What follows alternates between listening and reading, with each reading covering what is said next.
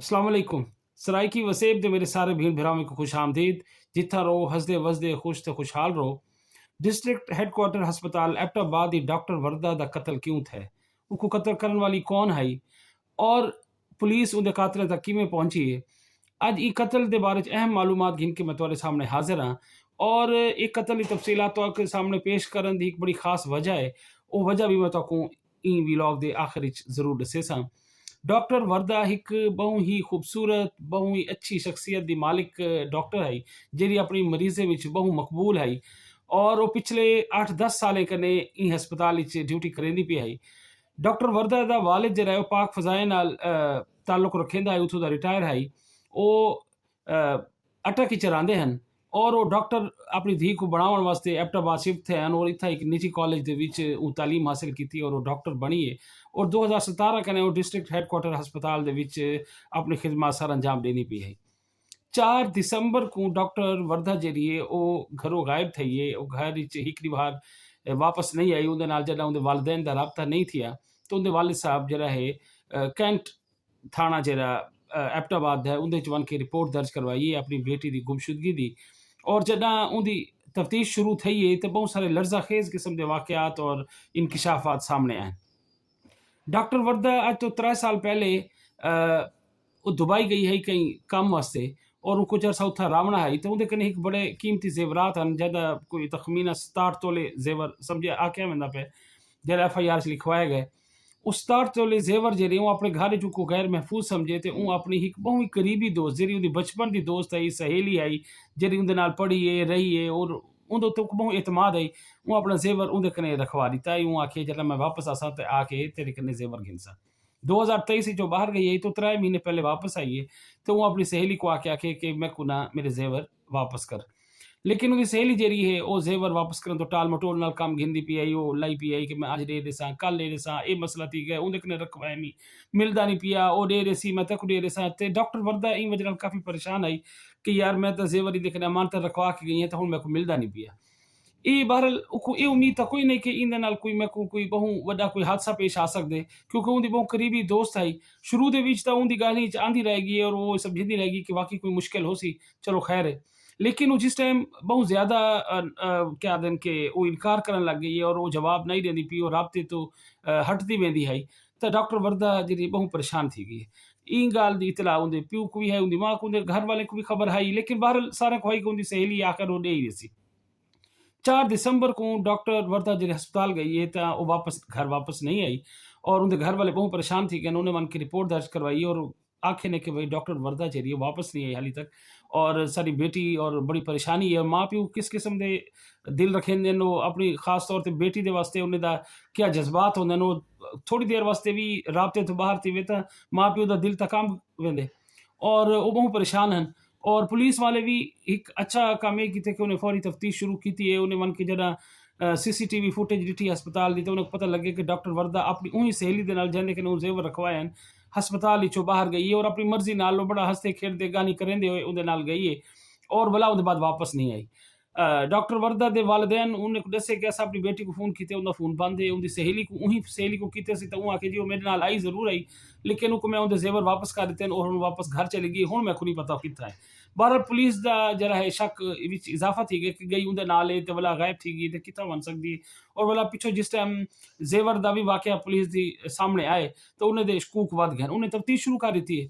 और ई दौरान डॉक्टर वर्दा के वालिदैन पुलिस वाले को ये भी दसे कि ई लड़की का एक घर भी बनता पे जरा एबटाबाद ही कहीं साइड ते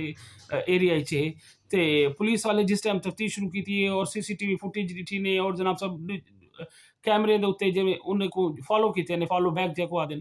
उनको किते तो पता लगे जी कि डॉक्टर वर्दा जिस टाइम वो अपनी सहेली दे नाल हस्पताल चो निकली है तो वो उही रूट ते गई है जेरे रूट ते उनका घर बनता पिया है जरा हाली घर जेर तामीर है यानी बनया कोई नहीं नवा घर बनता पिया है। अच्छा पुलिस उथा वाला जिस टाइम CCTV ॾिठे तो उन्हें पता लगे कि जेरी गड्डी ते डॉक्टर वर्दा अपनी सहेली दे नाल गई है 10 मिनट बाद वो गड्डी उथों वापस चली गई है। और उनके बाद जरा पुलिस वाले उनके ड्राइवर कने पूछे कि भाई ये गड्डी तू घिन के गया मैं कहते कि नहीं है और कितना गई है वो आखे जी मैं तो घिन के गया और उनके बाद वो जी मेरी मालका है ये जी डॉक्टर वर्दा की सहेली है जिंदा नाम हाली जाहिर नहीं किया उन्हें ਉਹ ਜਨਾਬ ਸਾਹਿਬ ਆਖਿਆ ਜੀ ਮੈਂ ਬੱਚੇ ਨੂੰ ਸਕੂਲੋਂ घेने ਤੇ ਤੂੰ ਮੇਰੇ ਨਾਲ ਬਣ ਤੇ ਮੈਂ ਤਾਂ ਉਹਦੇ ਨਾਲ ਲੱਗਾ ਗਿਆ ਮੈਂ ਤੇ ਉਹਨੇ को समझ नहीं आई कि क्या वजह है कि ਇਹ ਤਾਂ ਵਾਪਸ ਚਲੀ ਗਈ ਤੇ ਡਾਕਟਰ ਵਰਦਾ ਵਾਪਸ ਨਹੀਂ ਗਈ। ਉਹ ਬਾਅਦ ਵਿੱਚ ਪਤਾ ਲੱਗਿਆ ਜੀ ਕਿ ਉਹ ਘਰ ਦੇ ਵਿੱਚ ਪਹਿਲੇ ਹੀ ਉਹ ਬੰਦੇ ਪਲਾਂਟ ਕੀਤੇ ਹੋਏ ਹਨ ਉਹਦੀ ਸਹੇਲੀ ਔਰ ਉਹ ਤਰ੍ਹਾਂ ਉਹਦੇ ਬੜੇ ਉਹਦੇ ਸ਼ੋਹਰ ਦੇ ਆਫਿਸ ਵਿੱਚ ਜੌਬ ਕਰਨਦੇ ਹਨ ਉਹਦੇ ਮੁਲਾਜ਼ਮ ਹਨ ਔਰ ਉਹਦਾ ਇਹਨਾਂ ਨਾਲ ਡਾਕਟਰ ਵਰਦਾ ਦੀ ਸਹੇਲੀ ਨਾਲ ਇੱਕ ਤਾਲੁਕਾਤ ਹਨ ਔਰ ਉਹ ਜਾਣਦੀ ਹੈ ਕਿ ਇਹਨੇ ਕਿਨੇ ਕੰਮ ਕਰਵਾਇਆ ਬਣ ਸਕਦੇ ਹੋ ਕੋਈ ਪੈਸੇ ਦੀ ਲਾਲਚ ਦੇ ਕੇ ਉਹਨੇ को पहले ये काम सौंप दिता है कि तुसा उत्था घर पहुंचना है मैं को घिन के आसा मैं में लगी वैसा ते तुसा उनका काम कर रहा है इवें ही थे ਉਹ ਉਹਦੀ ਸਹੇਲੀ ਤਾਂ ਵਾਪਸ ਚਲੀ ਗਈ ਡਰਾਈਵਰ ਦੇ ਨਾਲ ਲੇਕਿਨ ਉਹਦੇ ਜਿਹੜੇ ਪਿੱਛੇ ਅੰਦਰ ਮੁਲਾਜ਼ਮ ਪਹਿਲੇ ਹੀ ਬਿਠਾਏ ਗਏ ਹਨ ਉਹਨੇ ਡਾਕਟਰ ਵਰਦਾ को जनाब साहब उथा फंदा ला के मार दिते और मार कने उही गड्डी ਦੇ ਵਿੱਚ ਜਿਹੜੀ ਗੱਡੀ ਚੋਂ ਆਪ ਆਏ ਹਨ ਉਹ ਕੋ ਸਾਈਡ ਤੋਂ ਘੇਨ ਕਨੇ ਕहीं जाते कहीं जंगल ਦੇ ਵਿੱਚ ਵਨ ਕੇ ਤੇ ਦਫਨਾ ਵੀ ਦਿੱਤੇ ਨੇ। पुलिस जॾहिं सारी तफ्तीश की थी बड़ा ज़ुबैर तनोली SHO हाई थाना कैंट का तफ्तीश बड़ी क्या आदन कि जदीद खतूत के उत्ते की थी और CCTV फुटेज मोबाइल दे फरांसिक करवा के मोबाइल का डाटा कढ़वा के तब पता लगे जी कि ये खातून जी सहेली आई उस 67 तोले जेवर की वजह नाल कि वापस ना करना पवे डॉक्टर वरदा का इसरार बहुत वध गया आई तो उनके इसरार कने परेशान थी गए ते तंग आके ये सोचे कि क्यों ना इनके कने जान ही छुड़ा दी वने को एक दफ़ा मार दिता वने ना ये होसी ते ना ही तकाजा करे सी अपने जेवरात दा लिहाजा यही मनसूबे के उत्ते एक पूरा अमल दरामद किते और डॉक्टर वरदा दा कत्ल कर दिते। देखो जी बंदा दोस्तें दे उत्ते क्यों जा भरोसा करेंदे और किस किस्म की दोस्त हो सी कितनी काबिल भरोसामंद हो सी कि वो अपना इतना बड़ा जेवर 67 तोले जेवर जैंदी अज दे दौर च वैल्यू जी है वो करोड़े च को जनाब साहब उनके कने रखवाए और वो पता नहीं सोच के गई उसी कि मैं वापस आसा तो इनके कने घिनसा शायद उहा ही उनकी सब तो ज़्यादा काबिल भरोसा दोस्त हो सी वो ताल्लुक वाली हो सी माँ प्यो बुढ़े हुसन आखिर शायद उन्हें ना हिफाजत थी वे या कोई बिया वजूहात हुसन लेकिन ये था कि वो जनाब साहब वो जेवर उनकी जिंदगी के खात्मे का सबब बन गए। ਤੇ ਤੁਸੀਂ ਇਹ ਦੇਖੋ ਜੀ ਕਿ ਅੱਜ ਦੇ ਦੌਰ ਦੇ ਵਿੱਚ ਇਹ ਦੋਸਤੀਆਂ ਹਨ ਤੇ ਇਹ ਤਾਲੁਕਾਤ ਹਨ ਤੇ ਮੈਂ ਅਸਲ ਵਿੱਚ ਇਹ ਵਲੌਗ ਕਰਨ ਦੀ ਸਭ ਤੋਂ ਵੱਡੀ ਵਜ੍ਹਾ ਵੀ ਇਹ ਹੈ ਕਿ ਜ਼ਰੂਰ ਆਪਣੇ ਦੋਸਤਾਂ ਦੀ ਕੇਅਰ ਵੀ ਕਰੋ ਉਹਨਾਂ ਦਾ ਖਿਆਲ ਵੀ ਰੱਖੋ ਉਹਨਾਂ ਦੇ ਨਾਲ ਉਠੋ ਬਾਹੋ ਵੀ ਸਹੀ ਖਾਓ ਪੀਓ ਵੀ ਸਹੀ ਲੇਕਿਨ ਭਰੋਸਾ ਹੀ ਹੱਦ ਤੱਕ ਹੀ ਕਰੋ ਔਰ ਖਾਸ ਤੌਰ ਤੇ ਅਗਰ ਤੁਸੀਂ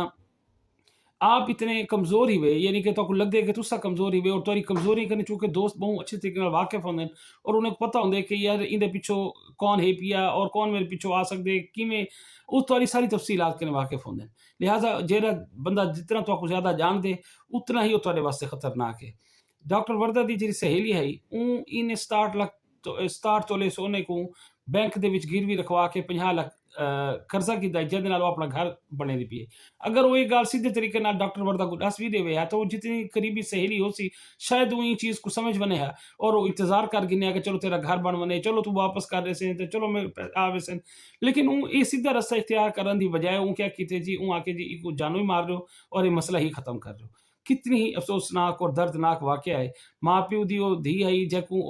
सारा कुछ जमा पूंजी मोहम्मद मुश्ताक उन्हें वाले डॉक्टर वरदा दे वाले का नाम है और वो पाक फजाया तो रिटायर्ड हैं उन्हें अपनी रिटायरमेंट की सारी रकम अदा करके सारी खर्च करके अपनी बेटी को डॉक्टर बनाए और ये उम्मीद होती है कि ये सारे भी बुढ़ापे का सहारा बन सी तो अपनी जिंदगी भी चंगे तरीके बाइज्जत तरीके गुजरे सी लेकिन बदकिस्मती देखो कि उनका अंजाम इवें है।